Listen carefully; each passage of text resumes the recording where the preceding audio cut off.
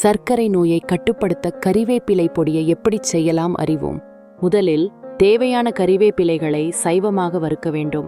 அதன்பின் உருட்டு உளுந்து, கடலை பருப்பு, கொத்தமல்லி, மிளகு, சீரகம் மற்றும் வரமிளகாய்களை சேர்த்து மேலும் வறுக்கவும். இவற்றை மிக்சியில் போட்டு பொடியாக்கும்போது அதை பெரிய காயத்தூள் மற்றும் உப்புடன் சேர்க்கவும். இப்போது கறிவேப்பிலை சரியான அளவில் சேர்க்கவும். மீண்டும் பொடியாய் அருக வேண்டும். இந்த நுனி சுவப்பொருளாக உருவாகி சாதத்திற்கு துணைநராய் பயன்படும். உடல் வாழ்க்கையை மேம்படுத்த இது உதவுகிறது. மேலும் உணவில் புதிய பருமன் சேர்க்கும். இந்த செய்முறையை பின்பற்றினால் உடல் நலம் பெறலாம். இன்சுலின் உற்பத்தியை சீராக்கி சுகரை கட்டுக்குள் வைக்கும். காலையில் இந்த தேநீர் குடிங்க. டாக்டர் மைதிலி உடலில் இன்சுலின் உற்பத்தியை சீராக்கி சுகரை கட்டுக்குள் வைக்கும் வில்வம் இலை தேநீர் குடிக்க வேண்டும் என்று மருத்துவர் மைதிலி கூறுகிறார். வில்வம் இலை தேநீர் குடல் பகுதியின் இயக்கத்தை சீராக்கி அதில் இருக்கும் கழிவுகளை அகற்ற வில்வ இலை தேநீர் பயன்படுவதாக மருத்துவர் மைதிலி தெரிவித்துள்ளார். இதன் மூலம் நீரிழிவு பாதிப்புகளையும் தடுக்க முடியும் என அவர் குறிப்பிட்டுள்ளார்.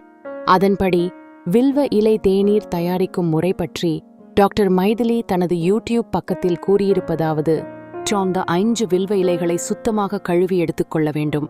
இந்த இலைகளை 2 கிளாஸ் தண்ணீரில் போட்டு கொதிக்க வைக்க வேண்டும். இந்த தண்ணீர் ஒரு கிளாஸ் அளவிற்கு வற்றியது. அதனை வடிகட்டி எடுத்துக்கொள்ளலாம்.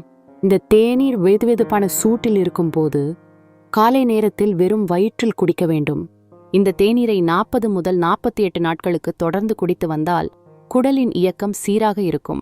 செரிமானம் தொடர்பான பிரச்சனைகள், பெப்டிக் அல்சர் பாதிப்பு, மலச்சிக்கல் போன்ற பாதிப்புகளையும் இது குணப்படுத்துகிறது என மருத்துவர் மைதிலி தெரிவித்துள்ளார்.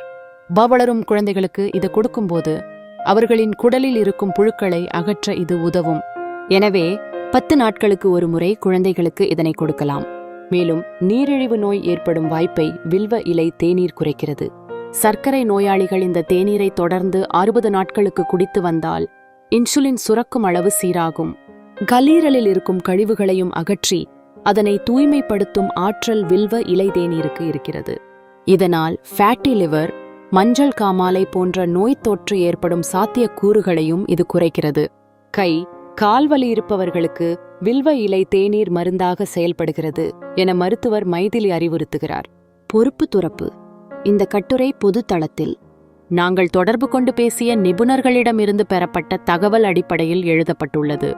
இக்கட்டுரையில் குறிப்பிட்டிருப்பதை நீங்கள் கடைபிடிக்கும் முன் உங்கள் குடும்ப மருத்துவர் அல்லது உங்கள் உடல்நல பயிற்சியாளரை அணுகும்படி கேட்டுக்கொள்கிறோம்.